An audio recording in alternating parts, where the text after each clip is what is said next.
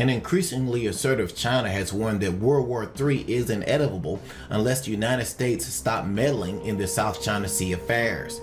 Earlier this week, the People's Liberation Army said in a new white paper that it is going to up the ante in South China Sea. In a sign of its growing self-confidence, Beijing said that it would now focus less on defensive capabilities and step up the efforts to build offensive capabilities. China is aggressively building artificial islands in the disputed Spratly Islands area. The construction includes runways and port facilities that could harbor military planes and warships. Islands in the region are also claimed by the Philippines, Malaysia, Taiwan, and Vietnam, who have all protested against China's expansion. Now, last week, a U.S. military plane ignored repeated warnings from the PLA to fly reconnaissance missions over the disputed islands. U.S. Defense Secretary Ashton Carter has refused to recognize artificial islands as a maritime zone controlled by a nation.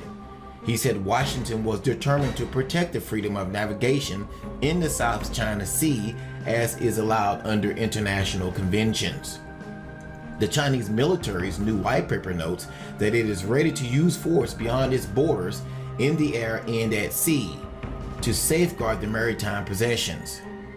Global Times, a mouthpiece of the Communist Party, said that China does not want a war, but if the United States' bottom line was to make China halt its activities, then a World War III was inevitable.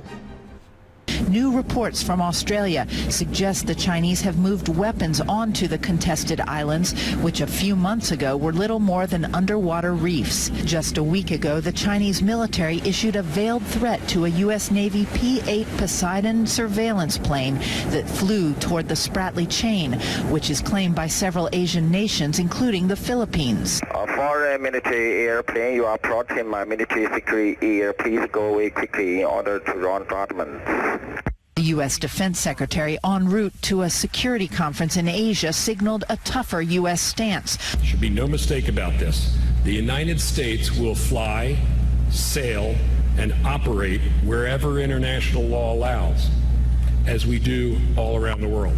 A view echoed by the U.S. Admiral, who first drew attention to China's construction of what he termed the Great Wall of Sand. There's no shortage of challenges that confront us. From North Korea with its quest for nuclear weapons, China's preposterous claims to and land reclamation activities in the South China Sea. The Chinese Foreign Ministry pushed back.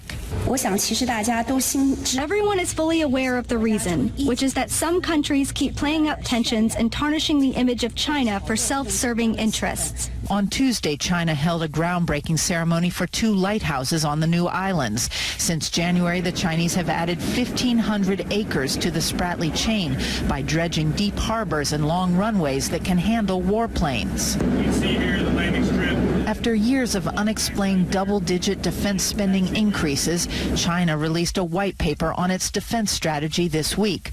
Quote, "The traditional mentality that land outweighs sea must be abandoned. 1/3 of the world's shipping commerce must pass through these waters, which are also rich in oil and gas." These are very important areas, especially the South China Sea, where you have $5.3 trillion of commerce goes over that water each year. It's more important than the Suez and Panama canals combined. Despite China's claims that its intentions are peaceful, the Pentagon was skeptical. As one U.S. defense official put it to us, they are not research stations.